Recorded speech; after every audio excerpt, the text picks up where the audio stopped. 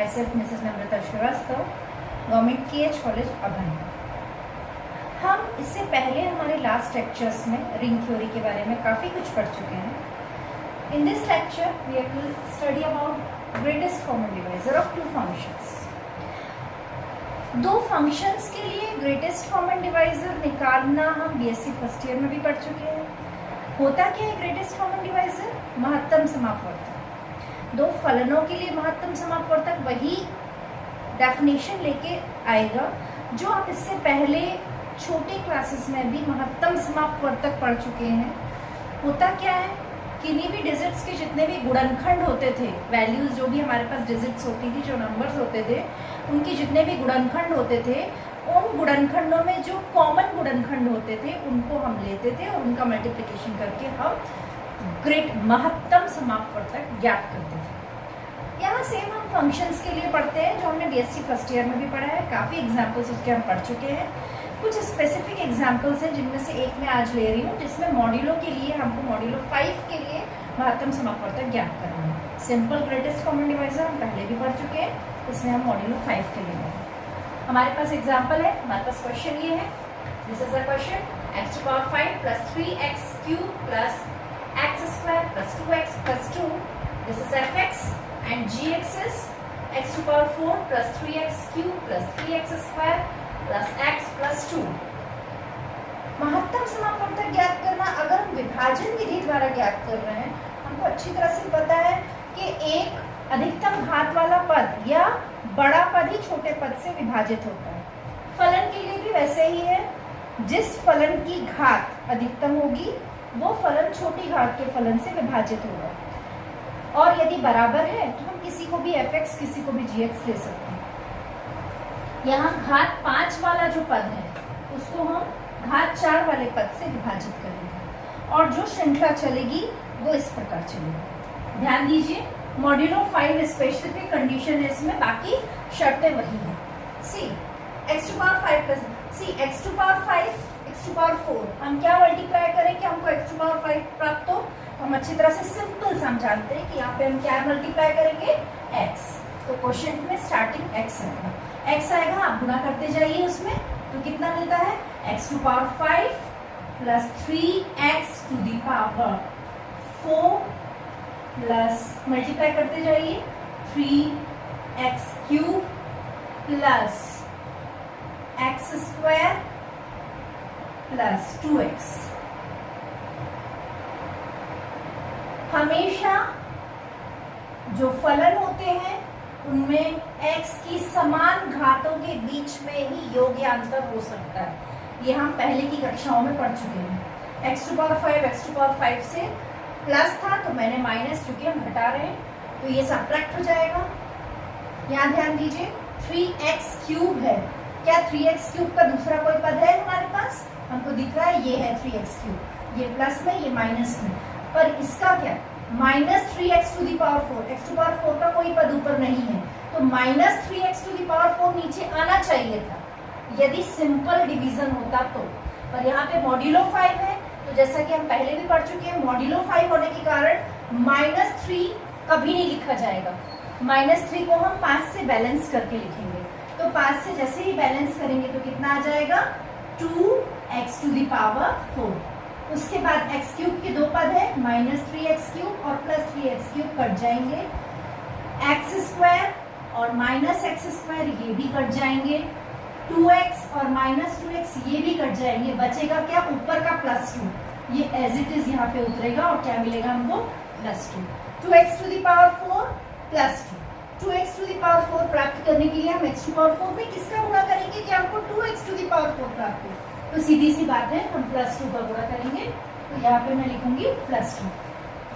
तो क्या होगा, गुणा करते जाइए 2x⁴ plus 3 2 6x³ plus 6x² plus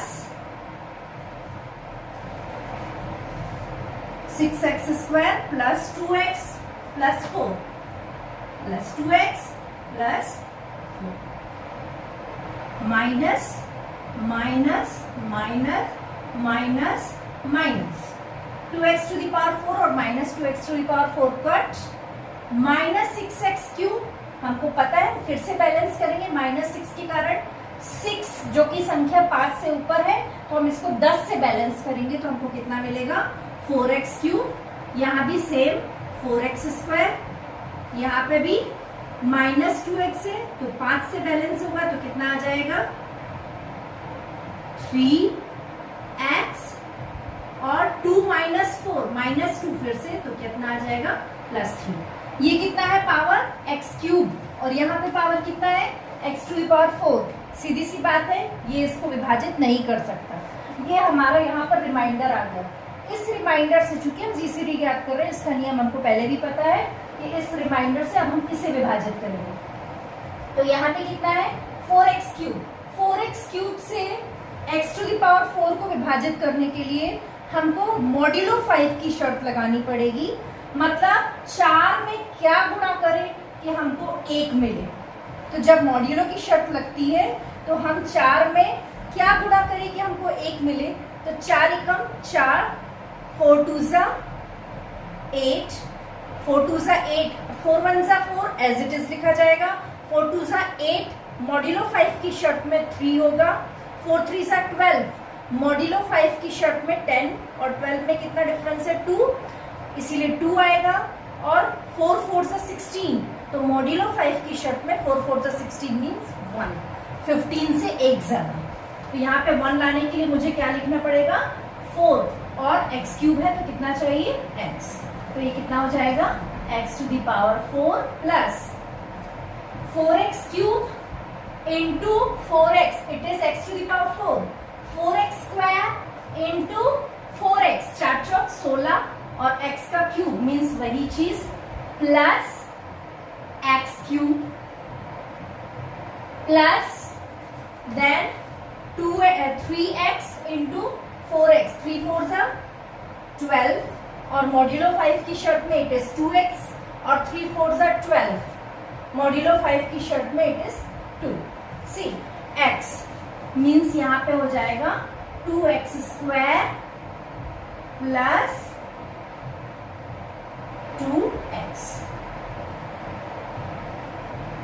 minus minus minus minus x to power 4, x to power 4 cut, 3x cube and then here we have minus x cube, it is 2x cube and 2x cube can be written as same 2x cube, then x square और minus 2x square, तो minus x square और minus x square कभी भी see 3x square and minus 2x square, it is x square as it is लिखा जाएगा।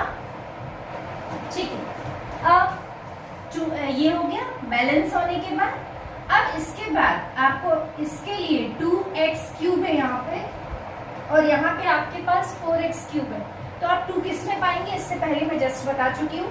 4 1 ज़ा 4, 4 2 ज़ा 8 मतलब 5 के बाद 3 और 4 3 ज़ा 12 मतलब 10 के बाद 2, तो 4 3 ज़ा 12 में मिलेगा, मतलब हम क्या लेंगे +3। तो कितना हो जाएगा 4 3 ज़ा 12 मतलब 2x क्यूब, फिर 4 3 ज़ा 12 मतलब सेम कितना आएगा 2x cube, 2x square sorry, then 3x और 3 तो 3 3 ज़ा 9, यहाँ भी ध्यान रखेंगे बैलेंसिंग एकदम सही होनी चाहिए। 9 मतलब 5 के बाद 4 और 3 3 ज़ा 9 मतलब 5 के बाद फिर से 4 और 9 मतलब 4, आपको घटा के लिखना है। ये माइनस, ये भी माइनस, ये भी माइनस और ये भी माइनस, ये कट हो गया x स्क्वायर और माइनस 2x स्क्वायर मतलब माइनस x स्क्वायर, फिर हम माइनस x स्क्वायर नहीं लिखेंगे, -1 को 5 से बैलेंस करके लिखेंगे, मतलब हम क्या लिखेंगे 4x स्क्वायर, 4x और -4x ये एज इट इज कट हो जाएगा, +2 और -4 मतलब -2 -2 फिर -2 ना लिखा के +3 लिखा जाएगा, 5 से बैलेंस हो गया। 4x स्क्वायर +3 x स्क्वायर है, क्या ये x क्यूब से डिवाइड हो सकता है? नहीं, ये रिमाइंडर आ गया, इससे फिर हम इस रिमाइंडर को डिवाइड करेंगे, जो हमारा क्वेश्चन आता है उसे हम डिवाइड करते हैं। तो डिवाइड कीजिए और उसका आंसर हम यहाँ लिखेंगे। 4x क्यूब है और यहाँ कितना है 4x स्क्वायर। सीधा सीधा हम किससे मल्टीप्लाई करेंगे, x से। तो हमको क्या मिलेगा 4x क्यूब। इसके बाद ध्यान दीजिए ये कितना बचा, केवल 3 इंटू प्लस 3 इंटू एक्स। तो हम 3x के नीचे लिखेंगे, जो जिसके साथ वो बैलेंस हो सकता है उसके नीचे हम इसे लिखेंगे। माइनस माइनस, ये भी कट ये भी कट। क्या मिला आपको 4x square as it is और प्लस 3। डिवाइड का जो रूल है कि ऊपर वाला एज इट इज लिखा जाता है, नीचे वाला बैलेंस होके लिखता है। तो 4x स्क्वायर प्लस 3, सी 4x स्क्वायर प्लस 3। क्या ये 4x स्क्वायर प्लस 3 है, तो प्लस 1, मतलब कितना आएगा 4x square plus 3 minus minus, this is cut. Reminder 0। GCD का नियम है हम तब तक करते हैं ये काम जब तक रिमाइंडर 0 नहीं आ जाता।